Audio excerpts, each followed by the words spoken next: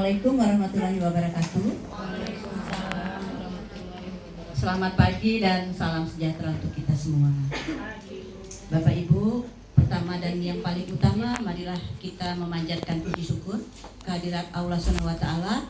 Pada pagi hari ini kita diberi rahmat kesehatan, rahmat kebahagiaan, dapat berkumpul di ruang ini dalam kegiatan kita pada pagi hari ini. Selanjutnya mari kita hadiahkan salawat dan salam pada Nabi Muhammad SAW.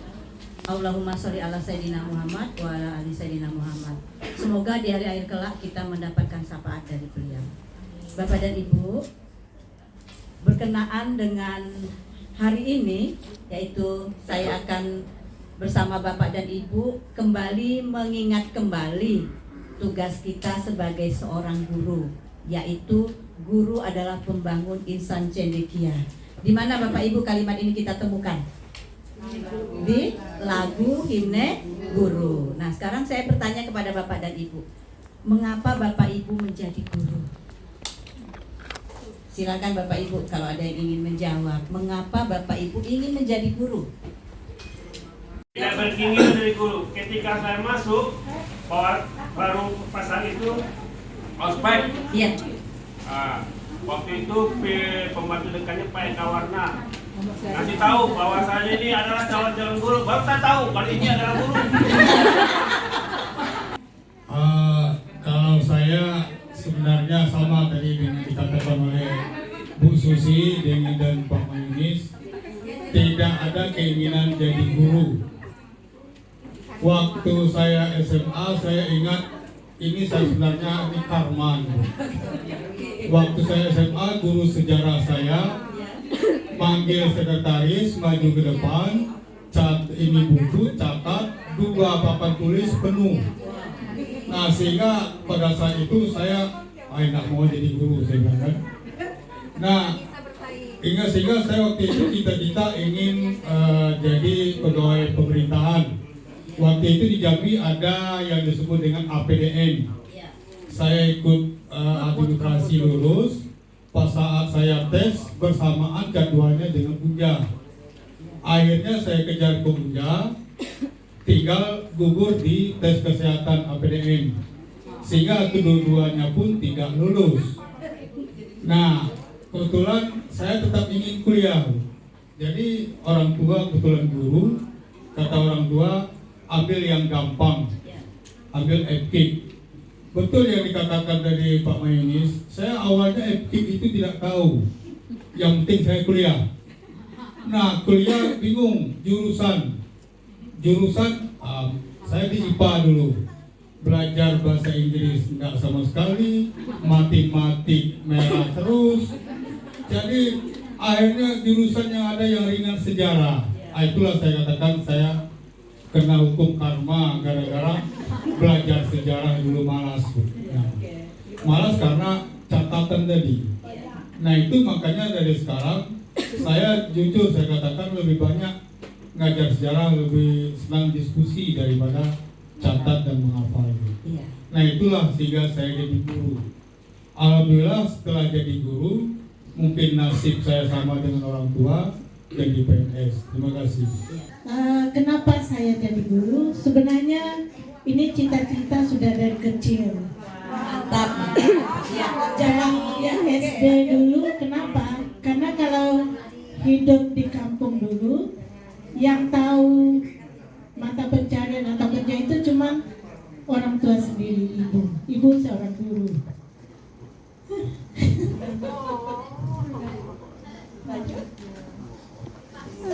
Iya, jangan sedih. Iya. Ini sebenarnya kenapa jadi guru? Inisiatifnya cuma bisa memikirkan dunia akhirat. Di saat kita jadi guru, kita memberikan amal. Amal itulah yang nanti akan menolong kita di akhirat. Itu kan salah satunya. Terus kenapa geografi? Itu kembali lagi. Karena emang guru yang ngajar geografi itu asik. Dia suka gambar dan itu kayaknya sesuai dengan karakter diri.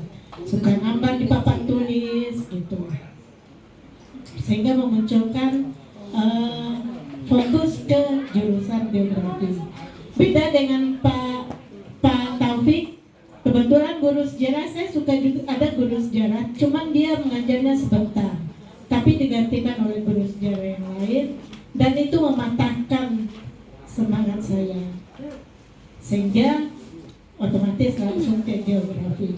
Mudah-mudahan seiring berkembangnya waktu, desaan honor itu kan sebenarnya gajinya sangat-sangat minim. Paling 150.000 dulu. Itu pun ongkos ojek lebih mahal, 250.000 per bulan. Cuman niat di hati itu saya cari pengalaman. Kerja, ngajar itu fitrah kita, karena kita sudah berkecimpung di dalam. Jadi kerjakan semaksimal mungkin. Yang namanya nasib itu kan sudah garisnya di sana. Jadi sebenarnya ini pembelajaran untuk kita semua.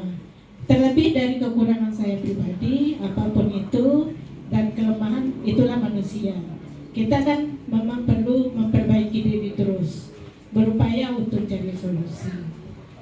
Sampai detik ini pun saya masih belajar dengan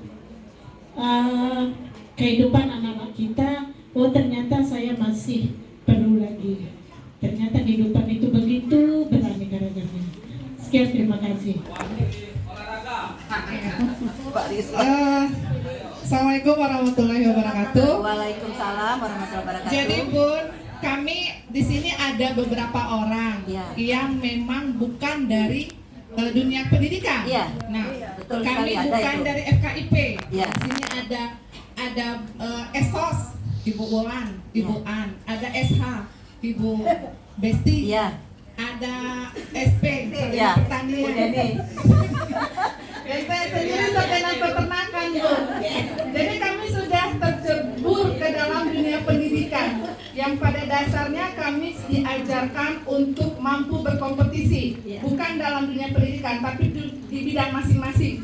Diuji kemampuannya, dilatih kemampuannya ketika kuliah. Nah, kenapa pada suatu saat kami terjebur ke dalam dunia pendidikan sehingga kami semua mengambil akta. Kami berbondong-bondong mengambil akta pada waktu itu angkatan pertama. Kami menganggap itu uji nyali dulu. Kami tidak memikirkan anak bangsa. Kami hanya uji nyali. Kami belajar, kami mencoba bersaing.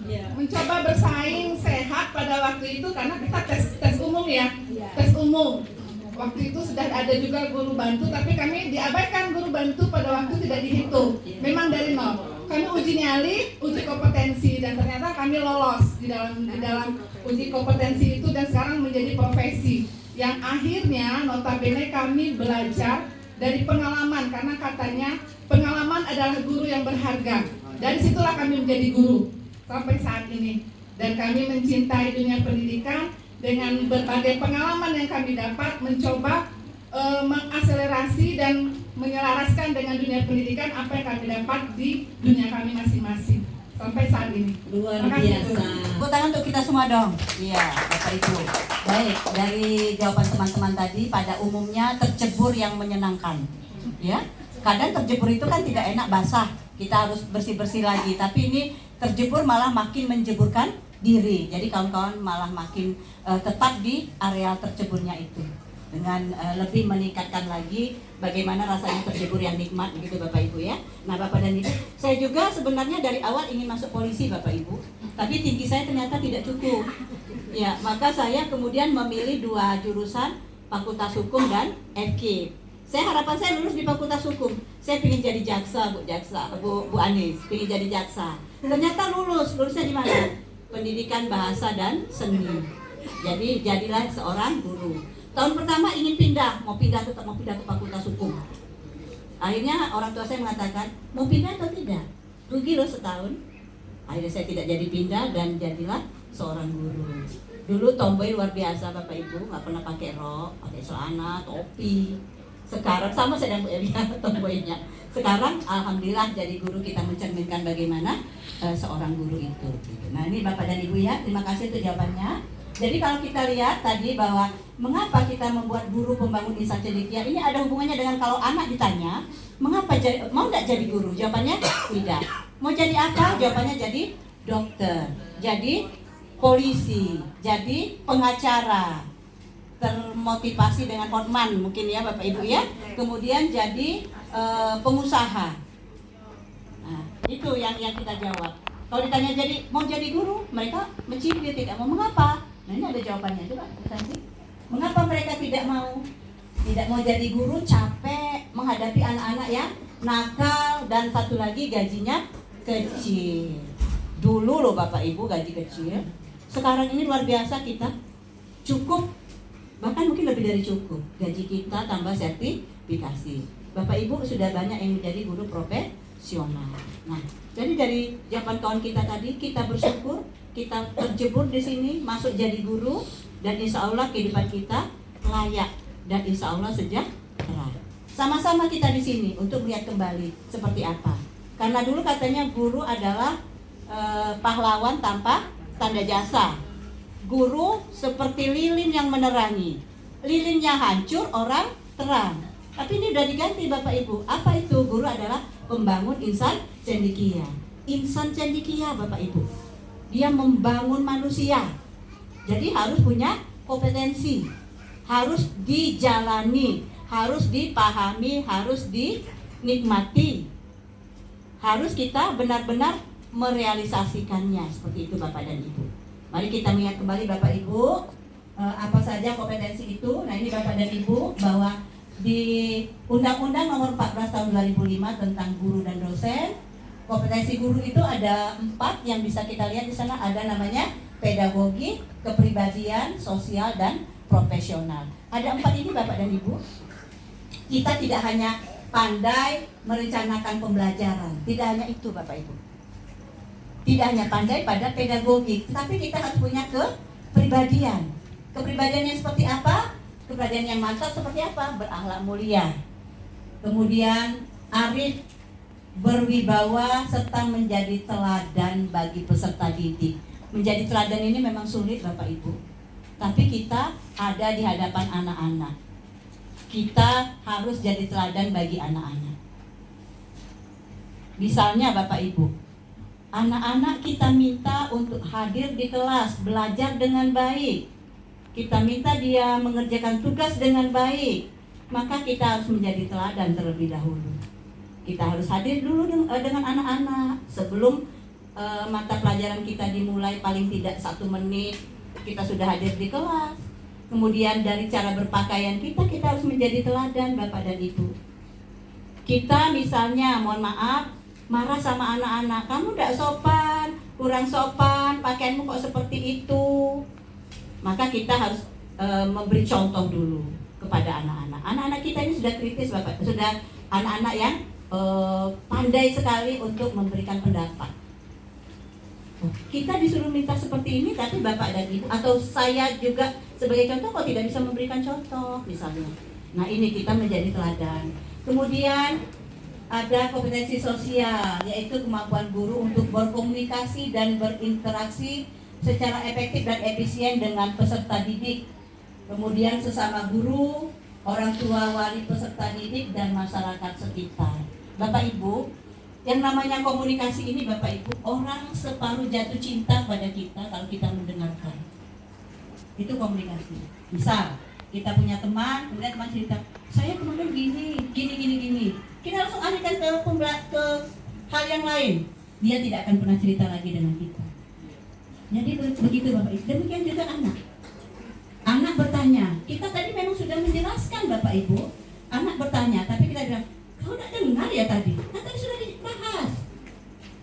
Langsung dia akan selamanya itu tidak akan mau memberikan pendapat Bapak Ibu. Kecuali kita bilang pendapat kamu akan mendapat nilai. Dia akan terpaksa memberikan itu. Nah, ini cara berkomunikasi kita Bapak Ibu. Kepada siapa? Kepada anak-anak di kelas. Kepada siapa? Sesama teman. Kita adalah makhluk yang tidak sempurna.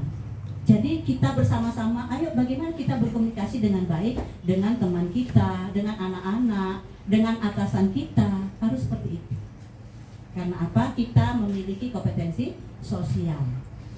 Nah, ini di kelas misalnya, saya ada teman Bapak Ibu, dia orang Palembang. Maaf, ada orang Palembang di sini? Ada. Oh, Susi ya. Biasa, oh enggak, Susi bukan ya, orang Padang. Robi, dia biasa menggunakan kau ya Robi. Kau, aku. Sering menggunakan kata kau atau aku ya. Kau. Nah biasa Bapak Ibu. Saya pernah, kami lebih tua saya daripada teman saya bilang, kau sudah ini. Tapi karena saya lihat, oh dia orang Palembang, tidak apa-apa. Tapi kalau anak-anak di kelas kita panggil kau, kita tidak memberikan contoh yang baik. Gitu. Jadi ini harus kita pandai berkomunikasi dengan semua. Intinya mana saja, peserta didik, sesama kita teman, dengan orang tua siswa. Ada tidak kira-kira selama ini Bapak Ibu kasus, mungkin tidak di sekolah kita, ada salah paham karena salah komunikasi dengan orang tua. Karena apa? Kita salah komunikasi. Ini berkomunikasi ini penting. Dari segi apa? Pilihan katanya, gestur kita, kemudian cara kita menyampaikan. Nah, seperti ini akan dampaknya memang luar biasa. Kalau kita menyampaikan dengan baik, maka akan sampai hal yang baik juga. Nah, ini Bapak Ibu ya, bahwa kita harus memiliki kompetensi sosial, kemudian juga profesional. Profesional ini apa? Kemampuan penguasaan materi pelajaran secara luas dan mendalam. Ada di suatu sekolah, bukan sekolah kita, kalau setiap masuk ngajarkan banyaknya itu terus. Misalnya mungkin tidak siap dari rumah Bapak Ibu ya, masuk kelas ngajarkan tentang misalnya kalimat tunggal. Besok mungkin dia lupa juga kalau sudah mengajarkan kalimat tunggal, ngajarkan lagi. Kenapa? Itu yang dikuasai. Iya, karena itu yang sangat dikuasai. Kalau besoknya dia siap baru ke pindah materi lain. Nah ini artinya bahwa guru itu harus menguasai materi pembelajaran. Nih Bu Nelly ini kan narasumber di kurikulum 13. Nah ini sangat paham bahwa seorang guru itu akan enak mengajar di kelas kalau menguasai materi pembelajaran. Kalau tidak Bapak Ibu, nangis kita. Saya cerita di sekolah saya yang lama Bapak Ibu, kalau kita tidak belajar malam itu kita nangis karena anaknya luar biasa. Nanya itu sampai ke akar-akarnya. Jadi kalau kita tidak belajar, mati kutu kita. Nah ini, jadi artinya bahwa kita harus profesional, harus memiliki kemampuan ini, harus punya kemampuan ini, bahwa kita adalah guru yang memahami materi secara luas dan mendalam. Kalau ditanya, maaf, kita tidak tahu jawabnya, nanti ya, anak-anak, coba kamu jawab dulu. Pasti kamu tahu, padahal kita tidak tahu. Tapi itu bagus juga anak berdiskusi. Tapi tidak menemukan hal benarnya seperti apa. Seorang guru harus membenarkan mana yang benar. Nah ini, pelajari itu, pelajari materi kita. Apalagi sekarang kurikulumnya kurikulum Merdeka Bapak Ibu. Banyak materi baru ya Bapak Ibu? Banyak. Kalau dulu saya pelajaran kelas 12 bahasa Indonesia itu di dalam kepala, tidak perlu bawa buku, tidak perlu lihat materi lagi, sudah hafal ngelotok kata orang. Tapi kalau sekarang jangan main-main. Beda, struktur penulisan narasi dengan yang dulu itu beda. Kebahasaannya pasti dibuatkan juga di sana, beda dengan yang dulu. Kalau kita tidak belajar itu kita tidak akan bisa. Oleh karena itu, mari kita tingkatkan yang namanya kompetensi kita, yaitu kompetensi profesional. Gitu. Nah, apa saja indikatornya Bapak dan Ibu? Indikator dari kompetensi itu, terus ya.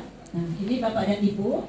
Yang pertama adalah kompetensi yang pertama. Indikator kompetensinya adalah lingkungan pembelajaran yang aman dan nyaman bagi peserta didik. Masa ada anak yang tidak mau ke sekolah karena apa? Tidak mau masuk jam itu.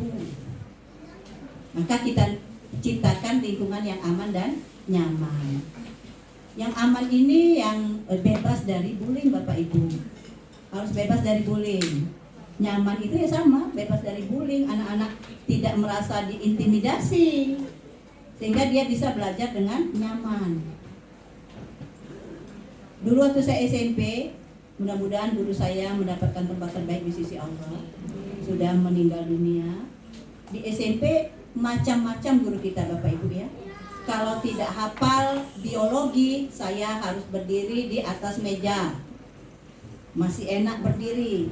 Kalau tidak bisa menjawab simple past tense bahasa Inggris, maka Mister Panjang itu dipukulkan ke betis sampai berdarah. Itu luar biasa sekali. Akhirnya apa? Takut belajar bahasa Inggris. Sampai sekarang nggak pandai bahasa Inggris karena takut, baby. Ini Bapak Ibu ya. Nah, ini indikatornya bahwa kita harus pengelolaan perilaku peserta didik yang sulit. Saya melihat dan saya juga mungkin kadang kalau anak peserta didik kita ini sulit, nakal luar biasa, kesal, geram, rasanya ingin kita mencubit, menampar. Nah, tapi itu harus kita tahan. Bagaimana kita tetap harus, Bapak Ibu memilih di PNM adalah membuat kesepakatan kelas, kemudian memberikan penguatan positif jika anak itu berperilaku baik, dan ada juga kita memberikan bagaimana mengubah dia menjadi perilakunya yang baik. Ada 3 hal itu yang Bapak Ibu banyak pilih di PNM. Nah, saya lihat pada saat pengajaran ada anak yang nakal, ditegur. Nah, dipanggil, kamu jawab, dia langsung ingat, oh saya berarti menjadi perhatian. Kemudian yang baik dipuji, bagus kamu sudah mengerjakan tugasnya dengan baik. Ini Bapak Ibu sudah melakukan itu pada saat Bapak Ibu diobservasi di kelas. Ini sangat baik sekali. Kemudian apalagi Bapak dan Ibu, pengelolaan kelas untuk mencapai pembelajaran yang berpusat pada peserta didik. Ini perlu kita sepakati Bapak dan Ibu bahwa kita di SMA 2 ini masih belum membuat kesepakatan ketika belajar awal. Maksudnya begini, saya guru bahasa Indonesia, atau ada guru biologi, atau ada guru PPKN, atau ada guru bahasa Inggris. Di awal harus disepakati, anak-anak HP hanya boleh jika apa? Itu Bapak Ibu. Kenapa? Karena ada anak sedang belajar buka HP. Saya lihat apa yang dibuka, bukan pelajaran, tapi WhatsApp-nya dia buka, gitu.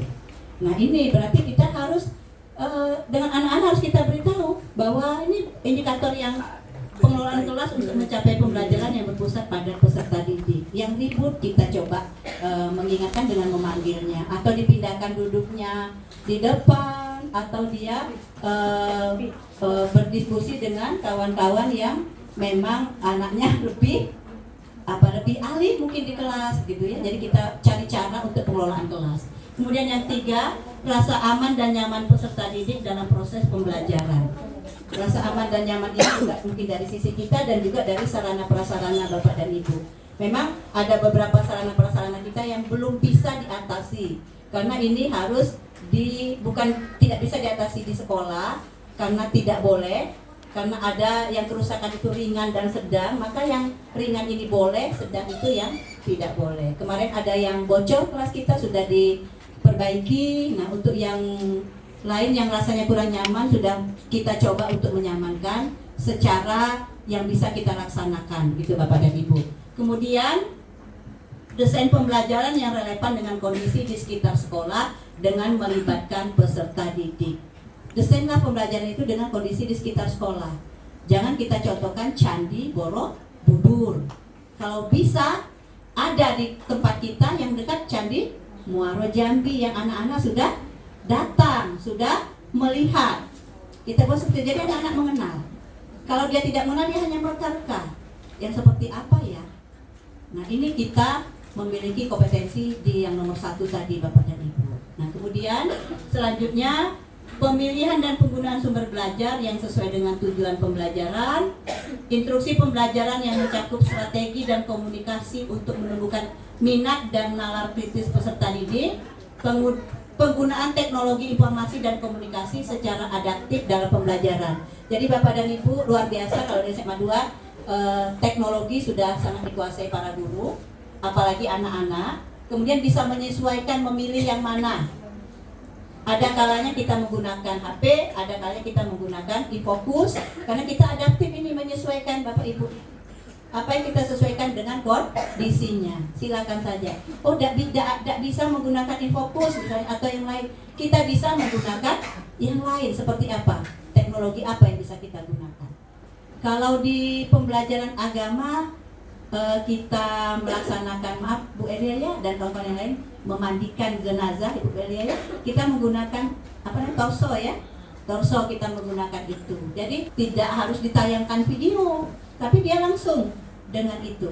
Nah, ini juga berarti kita sudah melaksanakan kompetensi kita tadi. Kemudian Bapak dan Ibu, pelaksanaan asesmen yang berpusat pada peserta didik, kemudian penyusunan laporan capaian belajar peserta didik, dan kemudian kita wajib membuat laporan capaiannya, Bapak Ibu.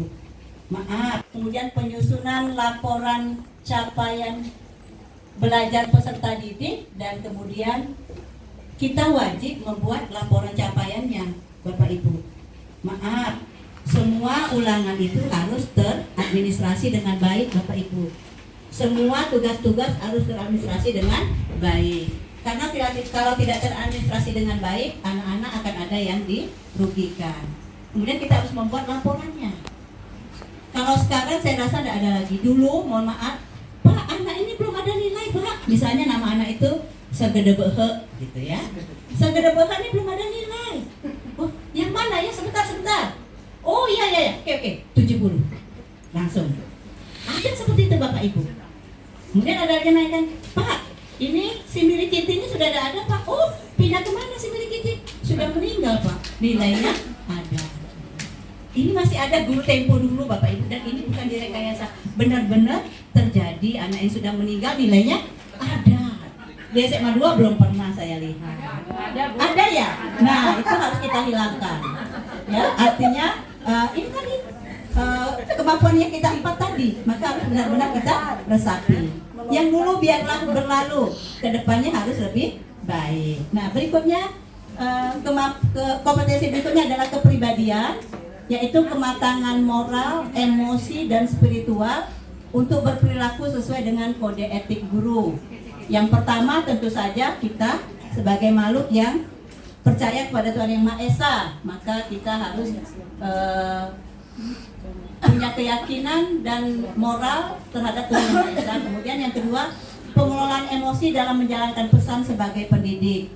Ya Allah, Bapak Ibu, mengelola emosi ini sangat berat. Sangat berat, Bapak Ibu. Pernah Bapak Ibu marah?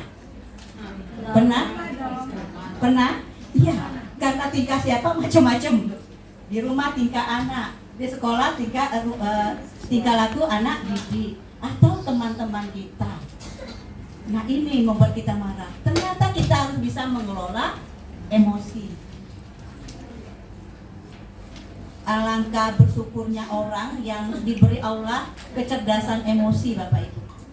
Kecerdasan emosi itu adalah bisa meredam emosinya dan bisa juga orang lain seperti itu. Nah, ini ternyata harus dimiliki seorang guru. Mengapa guru harus memiliki ini? Karena guru mengajar dan mendidik. Mengajarnya tidak transfer ilmu saja, tapi dia mendidik menjadi lebih baik, punya akhlak yang baik. Kalau kita emosi, semuanya jadi tidak baik. Kata ini Bapak Ibu, kata sastrawan siapa Bu Deli? Yang Raja Hali Aji ya? Apa namanya itu? Guru bahasa Indonesia? Bukan Durinda, apa namanya? Nah, jika amarah kita pelihara, maka hilang akal di kepala. Jadi kalau kita marah, maka akal kita tidak akan jalan. Jadi kita memang sama-sama, ayo kita belajar mengelola emosi. Belajar bagaimana agar kita tidak tersudut dengan emosi. Cari sebab dan akibatnya. Cari tahu dulu, begitu Bapak Ibu ya. Kemudian penerapan kode etik guru dalam bekerja dan pembelajaran. Kemudian refleksi dan perencanaan kebutuhan pengembangan diri yang berpusat pada peserta didik. Kemudian cara adaptif melakukan pengembangan diri untuk meningkatkan pembelajaran yang berpusat pada peserta didik. Ingat Bapak Ibu ya, saya dan kawan-kawan semua, yuk kita berpusat pada peserta didik. Bukan anak-anak malam belajar mau kuasai materi ini. Oke. Terus besoknya anak-anak jelaskan di depan kelas. Kemudian tidak ada penguatan bahwa materi itu benar atau salah. Nah, ini kita harus berpusat kepada peserta didik. Jangan seperti tadi berpusat pada peserta didik juga ya Pak Taufik, namanya CBSA. Apa itu Bapak Ibu? Catat buku sampai habis. Bukan cara belajar siswa aktif. Masih ada enggak guru-guru sekarang? Masih ada? Masih. Ya, masih ada. Kalau tidak masuk mungkin sudah buat materi catat di papan tulis. Sampai rumah ngamuk sekretaris kelas. Kenapa? Tangannya sakit, pegal-pegal karena apa? Mencatat di papan tulis. Tidak perlu lagi anak mencatat di papan tulis sekarang Bapak Ibu, tapi dia menyelesaikan soal. Dia menjawab di papan tulis tapi tidak mencatat materi begitu. Nah, kemudian cara adaptif, penerapan hasil, pengembangan diri untuk peningkatan pembelajaran peserta didik, interaksi aktif dan empatik terhadap peserta didik. Saya sangat senang nonton, bukan TikTok ya Bapak Ibu ya. Ini kawan-kawan banyak nih yang punya konten. Apa namanya ya? Luar biasa. Bapak guru itu anaknya telat terus. Dia marah, dipukul pakai mistar. Tapi kontennya bukan di sini, luar negeri ya. Dipukul pakai mistar. Besok telat lagi. Pukul lagi, besok telat lagi. Nah, akhirnya dia melihat bahwa anak itu telat karena apa, Bu Rina? Dorong orang tuanya yang tidak bisa jalan. Dorong dulu sampai orang tuanya ke tempat tujuan, kemudian baru dia ke sekolah. Nangis. Saya aja kalau lihat itu nangis Bapak Ibu. Nangis gurunya, terus kemudian memeluknya. Nah, disitulah kita menitikkan air mata bahwa kita tidak bisa, kita harus berempati kepada anak-anak kita. Mengapa dia begitu? Cari dulu sebabnya. Kalau bisa kita perbaiki, kita beri solusi kepada anak-anak. Ini akhirnya gurunya menyesal dan tahu bahwa dia melakukan itu untuk melakukan tugas yang mulia, berbakti kepada orang tuanya, Bapak Ibu. Nah, ini bahwa kita harus punya rasa empati kepada anak didik kita. Tidak hanya anak didik lah, semua, kepada teman-teman kita juga. Kalau ada teman kita yang sedang sakit, ayo yang tidak ada jam mengajar kita sama-sama membesuk. Kalau ada teman kita yang kemalangan, ayo. Jadi ini bukan tugas seksi sosial. Kalau ada yang lain bisa, silakan sama-sama kita untuk sama-sama memberikan rasa empati begitu. Nah, kemudian Bapak dan Ibu, orientasi kita harus berpusat pada peserta didik, respek terhadap hak peserta didik dalam menjalankan peran sebagai guru. Kemudian kepedulian terhadap keselamatan dan keamanan peserta didik sebagai individu dan kelompok. Jadi secara individu dia harus aman, kemudian selamat juga secara kelompok gitu. Nah, untuk sosial Bapak dan Ibu, untuk sosial ini yang pertama indikatornya adalah komunikasi efektif dengan warga sekolah yang mengarah pada peningkatan pembelajaran. Warga sekolah mengarah pada peningkatan pembelajaran. Warga sekolah itu mana saja Bapak Ibu? Berarti yang ada di lingkungan kita atau di luar? Lingkungan kita, warga sekolah ya. Siapa saja? Nah, di warga sekolah ini yang ada di sekolah kita untuk mengarahkan pada peningkatan pembelajaran. Dengan siapa kita berkomunikasi? Dengan kawan-kawan tenaga kependidikan. Bagaimana cara kita berkomunikasi? Karena pada dasarnya nanti untuk meningkatkan pembelajaran. Kita berkomunikasi mereka meningkatkan pembelajaran. Ini Bapak dan Ibu. Kemudian yang kedua, pengorganisasian tugas-tugas bersama rekan sejawat untuk peningkatan pembelajaran. Mari Bapak Ibu kita aktifkan kembali kombel kecilnya Bapak Ibu ya. Jadi nanti Bu Rina di tahun Januari lah dibuat bahwa ada MGIP mata pelajaran ini hari apa. Jadi kalau MGIP itu secara keseluruhan di sekolah yang lain silakan di minggu pertama, maka minggu keduanya kombel kecil itu kita aktifkan. Kemudian minggu ketiganya dengan di luar, minggu keempatnya kombel kecil. Sebulan berikutnya kita kombel besar. Ini akan kita coba seperti itu. Jadi Bapak dan Ibu akan dibuat jadwalnya, dipisahkan kalau bisa ya, tidak ada jam mengajar pada saat kombel itu dijalankan. Kemudian inisiatif berkontribusi untuk mencapai tujuan bersama dalam peningkatan pembelajaran. Kemudian untuk mencapai tujuan bersama dalam peningkatan pembelajaran. Kemudian pendampingan orang tua wali dalam mendukung pembelajaran di rumah yang berpusat pada peserta didik. Ini sudah Bapak Ibu lakukan. Orang tua dipanggil, kemudian diberitahu bahwa tugas-tugasnya ada yang belum dikerjakan. Selanjutnya anak-anak harus mengerjakan itu. Kemudian Bapak dan Ibu berpartisipasi pada beragam peran untuk pemecahan masalah pembelajaran dan organisasi profesi dan jejaring yang lebih luas. Berpartisipasi pada beragam peran untuk pemecahan masalah pembelajaran dalam organisasi kita dan jejaring yang lebih luas. Jadi Bapak Ibu silakan membagikan praktik baiknya Bapak Ibu. Kalau memang ada praktik baik ya, silakan gitu. Kemudian ada berbagi praktik baik dan karya untuk peningkatan pembelajaran yang berpusat pada peserta didik dalam organisasi dan jejaring yang lebih luas. Bagi Bapak Ibu jangan pelit. Saya melihat ada satu kelas yang anak kalau maju langsung dapat nilai. Tulis sendiri di depan, sebelah kiri dibuat. Misalnya saya atau kita buat nama siswa lain yang tadi Sergedebohek tadi. Sergedebohek satu kali menjawab satu silang. Lanjut lagi, berikut kawannya satu silang. Pertanyaan ketiga Sergedebohek dia punya 2 silang, punya 3 silang, sampai dia punya 5 silang, itu nilai tambah. Anak-anak sangat aktif. Ini adalah praktik baik, bisa dibagikan ke kawan-kawan yang lain, gitu. Ya, Bapak Ibu, saya yakin kawan-kawan punya video pembelajaran, dibagi ke kawan-kawan. Kawan-kawan punya materi yang mungkin sangat dalam pembahasannya, bagi dengan teman-teman. Karena apa? Agar kita ini bisa bisa yang tadi kita katakan bahwa kita berbagi praktik baik. Kemudian lanjut, untuk profesionalnya Bapak Ibu, struktur dan alur pengetahuan dari suatu bidang keimanan yang relevan untuk pembelajaran. Jadi memang kita harus tahu cara mengajarkannya seperti apa. Kemudian identifikasi pengetahuan konten yang relevan untuk mencapai tujuan pembelajaran. Kemudian pengorganisasian pengetahuan konten yang relevan terhadap pembelajaran. Dan tahapan perkembangan dan karakteristik yang relevan dengan kebutuhan belajar. Latar belakang sosial, budaya, agama, dan ekonomi yang relevan dengan kebutuhan peserta didik. Kemudian potensi minat dan cara belajar peserta didik yang relevan dengan kebutuhan belajar peserta didik. Kemudian karakteristik dan cara belajar peserta didik, penyandang disabilitas di sini kita tidak ada Bapak Ibu. Kemudian yang inklusif, ya, keragaman kebutuhan belajar peserta didik untuk pembelajaran yang inklusif. Jadi kita samakan. Ini tuh di dalam, jadi tidak ada perbedaan Bapak Ibu. Semuanya sama kita memperlakukan.